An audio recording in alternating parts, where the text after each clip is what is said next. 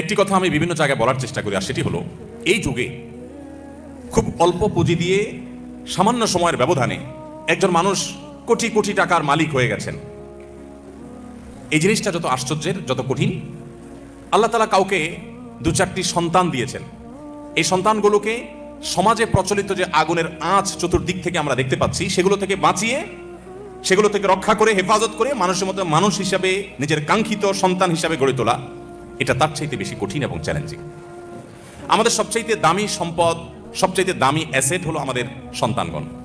আমরা যে সমস্ত সম্পত্তি গড়ে তুলি, জমি জমা, টাকা পয়সা, সেগুলো সব আমাদের এই সম্পদের জন্য, অর্থাৎ সন্তানদের জন্যই আমরা করি। অতএব তারাই হলো আমাদের সবচেয়ে মূল্যবান সম্পদ। এই সন্তানদেরকে আপনি যদি হাফেজ কোরআন, আলেমে দ্বীন, আল্লাহ ভীরু, মুত্তাকি, পরহেজগার এবং ভালো মানুষ হিসেবে গড়ে তুলতে চান, তাহলে কয়েকটি বিষয় আপনাকে লক্ষ্য রাখতে হবে। নাম্বার 1, আপনার সন্তানকে ভালো মানুষ হিসেবে গড়ে তুলবার টার্গেট করতে হবে।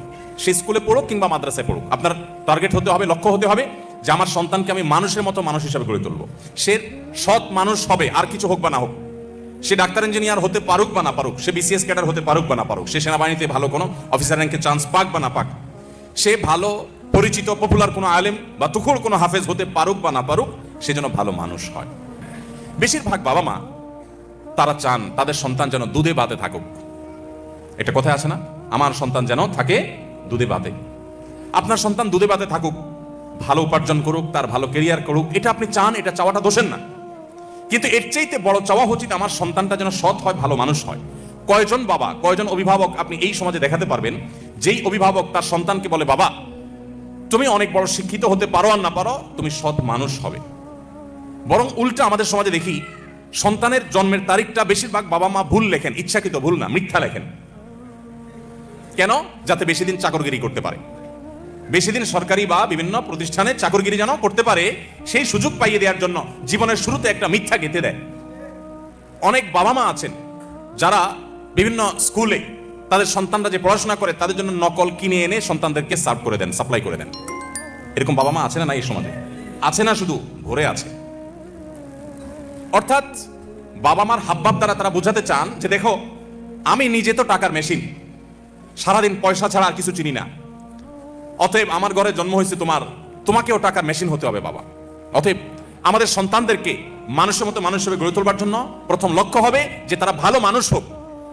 আপনার সন্তান পরীক্ষার হলে যাচ্ছে, কয়জন বাবা মা আছেন যে এই কথা বলতে পারেন যে আমার সন্তানকে বলেছি যে বাবা পরীক্ষার হলে গিয়ে কোনো নকল করবে না, অবৈধ উপায়ে তুমি কোনো কিছু আনসার করার চেষ্টা করবে না, খাতায় কিছু লেখার চেষ্টা করবে না, কারোর কাছ থেকে দেখে দেখে লেখার চেষ্টা করবে না, তুমি যা জানো তা লিখবে, তুমি ফলাফল যাই পাও আমরা অ্যাপ্রিসিয়েট করব। কোথায় সে বাবা মা আজ? বরং উল্টা বাবা মা সন্তানকে খোঁচা মেরে, চাপ দিয়ে সন্তানকে ডিপ্রেসড করার হাজারো নজির আমাদের সামনে আছে। আল্লাহ তাআলা আমাদের সন্তানদেরকে ভালো মানুষ হিসেবে গড়ে তোলবার জন্য আমাদেরকে যোগ্য অভিভাবক হওয়ার তৌফিক দান করুন। তাহলে প্রথম কাজ হলো টার্গেট ঠিক করতে হবে যে আমার সন্তানকে আমি ভালো মানুষ, নেক, মুত্তাকি, পরহেজগার বানাবো। এরপরে অন্য কিছু হবে বা না হবে সেটা পরের বিষয়। নাম্বার 2, অভিভাবক হিসাবে আমাদের চোখের পানিটা অনেক বেশি গুরুত্বপূর্ণ। চোখের পানি মা বাবার সন্তানদের জন্য অনেক গুরুত্বপূর্ণ। কিছু মানুষের দোয়া আল্লাহ তাআলা ফিরিয়ে দেন না, এর ভিতরে মা বাবার দোয়া অনেক গুরুত্বপূর্ণ। আমি আমার শৈশবে আমার মায়ের সে কান্না এখনো মনে হয় আমার কানে ভাসে। যখন মাদ্রাসায় যেতাম তো মা কাঁদতে থাকতেন, যখন বাসায় আসতাম, বাড়িতে আসতাম, নামাজের বিছানায় মা কাঁদতে থাকতেন। আমার বাবার বহু কান্না আমার এখনো কানে ভাসে। তাহাজ্জুদের সময় নিজে হয়তো ঘুমিয়েছিলাম, বাবার কান্নার আওয়াজে ঘুম ভেঙেছি, নাম ধরে ধরে দোয়া করতেন। তো সন্তানদের জন্য বাবা মার দোয়া অনেক গুরুত্বপূর্ণ। কজন বাবা মা দোয়া চান? অতএব আদর্শ অভিভাবক হওয়ার জন্য সন্তানের জন্য চোখের পানি অনেক বেশি দরকার, দোয়া অনেক বেশি দরকার। আল্লাহ তাআলা আমাদেরকে সেটাও করার তৌফিক দান করুন।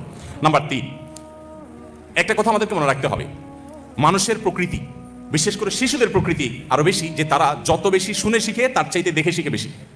তারা যতটা শুনে শিখে তার চাইতে দেখে বেশি শিখে। এটা মানবীয় প্রকৃতি, বাচ্চাদের মধ্যে এটা আরো বেশি। আপনি বাচ্চাকে সারাদিন বলবেন বাবা মিথ্যা বলে না, এটা যতটা বাচ্চার জন্য কার্যকর হবে, আপনি নিজে বিভিন্ন পর্যায়ে মিথ্যা বলার প্রয়োজন আছে বা সুযোগ আছে সেই জায়গাগুলোতে মিথ্যা অ্যাভয়েড করবেন। আপনার এই আদর্শটা বাচ্চাকে অনেক বেশি শিক্ষিত করবে যে মিথ্যা বলা যায় না, সে বলবে না। আপনি বাচ্চাকে মুখে বলবেন বাবা মোবাইল টিপে না, আর আপনি সারাক্ষণ নিজে মোবাইল হাতাবেন, তাহলে আপনার বাচ্চা কোনোদিন এই নেশা থেকে মুক্ত হতে পারবে না। আপনি তাকে বাঁচাতে চাইলে আপনি নিজেকে নিয়ন্ত্রণ করা শিখতে হবে। আর কিছু না হোক অন্তত সন্তানের দিকে তাকায় হলে আমাদেরকে মানুষ হতে হবে। আমি প্রায় বলি, আপনি আপনার বাবার জুতা যদি সোজা করতে শিখেন, প্রতিদিন বের হওয়ার সময় আপনার বাবার জুতাটা সোজা করেন, মায়ের জুতাটা সোজা করেন, পরিষ্কার করে রেখে দেন, আপনার সন্তান আপনার জুতার উপরে পাড়া দিতে তার বিবেকে বাঁধবে। আর সারাদিন বলবেন বাবা মার সেবা করতে হয়, বই পড়াবেন, এগুলোতে সন্তান ততটা শিখবে না যতটা আপনার কাছ থেকে শিখবে। এই জন্য আপনি নিজের গরজে ভালো মানুষ হন বা না হন, অন্তত সন্তানের দিকে তাকে ভালো মানুষ হন। স্বামী স্ত্রী দুজন ঝগড়া করবেন, গালিগালাজ করবেন, হাতাহাতি করবেন সন্তানের সামনে, আর সন্তানকে বলবেন দেখো মিলেমিশে চলতে হয়, ভদ্র হয়ে চলতে হয়। সন্তান বলবে যে এগুলো বোধহয় কথার কথা, এগুলো আসলে আমলে নিতে হয় না, কারণ বাবা মা নিজেই তো আমল করেন না। সময় তো উপস্থিতি। চতুর্থত যে পয়েন্টটি আমি বলতে চাই তা হলো সন্তানদেরকে সময় দিন। আমাদের এখন ব্যাপারটা হয়ে গেছে পরীক্ষার চিন্তা যে ছাত্রের আর পড়ালেখা করার সুযোগ হয় না সেই ছাত্রের মতো। এটা কথা আছে না যে পরীক্ষার টেনশনে কি পড়ালেখার সুযোগ হয় না। আমাদের এখন সন্তানদের উন্নত উজ্জ্বল ভবিষ্যতের জন্য মা মায়ের কাজ নিয়ে, বাপ বাপের কাজ নিয়ে এত ব্যস্ত যে সন্তানকে সময় দেওয়ার সুযোগ নাই। যে সন্তানের জন্য আপনি এত কিছু উপার্জন করবেন সেই সন্তানকেই আপনি সময় দিচ্ছেন না, তাহলে আপনার চেয়ে বোকার কি হতে পারে? সন্তানদের সময় দিন। 5 নম্বর যে পয়েন্ট আমি বলতে চাই তা হলো হালাল উপার্জন আপনার বাচ্চাকে সৎ মানুষ হতে সাহায্য করবে। আপনি হারাম উপার্জন করবেন, 2 নম্বর কামাই করবেন, আর আশা করবেন যে আল্লাহ বেলগাছে তুমি তাল দিয়ে দাও মালিক মাবুদ। মালিক শুনবেন না, মালিক আপনার বেলগাছে তাল দিবেন না। আপনি তাল গাছে তাল আশা করতে পারেন। চুরিদারির টাকা, 2 নম্বরের টাকা, ঘুষের টাকা, দুর্নীতির টাকা দিয়া সন্তানকে মানুষ করবেন, বড় করবেন, এরপরে যায় হুজুরের কাছে দিবেন, হুজুর এর বড় আলেম, বড় হাফেজ, বুজুর্গ আল্লাহ বানায় দেন, সম্ভব না। এই জন্য হারাম উপার্জনের কুপ্রভাব সন্তানের উপর অনেক বেশি পড়ে। এই জন্য সন্তানকে মানুষের গড়ে তোলার জন্য হালাল খাবার খাওয়ান। 6 নম্বর যে পয়েন্টের কথা বলতে চাই তা হলো তাদেরকে ভালো পরিবেশ দিতে হবে। বেশিরভাগ সন্তান নষ্ট হয় পরিবেশের কারণে।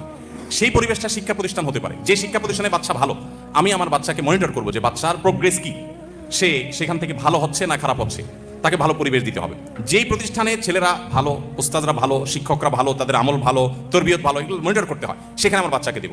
যে প্রতিষ্ঠানে যায় শিক্ষার সাথে কুশিক্ষা শিখে আসে সেখানে আমার বাচ্চা দিব না। তাকে ভালো পরিবেশ, কারণ সে নষ্ট হবে ভালো খারাপ পরিবেশে কি। একটা পচা আলু যদি আপনি 1 বস্তা ভালো আলুর পাশে রেখে দেন, দেখবেন আশপাশে 2টা প্রথম পচবে, এরপর 4টা পচবে, পচতে পুরো বস্তা পচে শেষ হয়ে যাবে। খারাপ জিনিসের প্রভাব এত বেশি। অতএব আপনার বাচ্চা, আপনি যে ফ্যামিলির সাথে বন্ধুত্ব থাকবে, বন্ডিং থাকবে, আসা যাওয়া থাকবে, আপনি দেখবেন সে ফ্যামিলি বাচ্চাগুলো কি করে, ওইগুলো গেমে আসক্ত, ওইগুলা কার্টুন দেখার রুগী, তো আপনি নিশ্চিত থাকেন আপনার বাচ্চার ভিতরে কুপ্রভাব আসবেই আসবে। এই চেষ্টা আপনার মধ্যে থাকতে হবে, তাদেরকে ভালো পরিবেশ দিতে হবে। 7 নম্বর এবং সর্বশেষ পয়েন্ট যেটি বলতে চাই তা হলো বাচ্চাদেরকে, বিশেষ করে তারা যখন একটু বড় হতে শিখবে, আল্লাহ ভীরু মুত্তাকি পরহেজগারদের সোহবতে, তাদের মজলিসে, তাদের বৈঠকে, তাদের দার্সে, তাদের প্রোগ্রামগুলোতে নিয়ে যাবেন, তাদের সাথে কথা বলাবেন। এগুলোর প্রভাব, ইতিবাচক প্রভাব বাচ্চার মধ্যে পড়ে। আল্লাহ তাআলা আমাদের সবাইকে সুসন্তানের বাবা মা হওয়ার তৌফিক দান করুন। আমাদের সন্তানদেরকে, আমাদের পুরো পরিবারের সমস্ত সদস্যদেরকে আল্লাহ তাআলা মুত্তাকিদের ইমাম হওয়ার তৌফিক দান করুন। আমাদের সন্তানদেরকে আমাদের নয়ন জোড়ানোর মতো সন্তান হওয়ার তৌফিক দান করুন।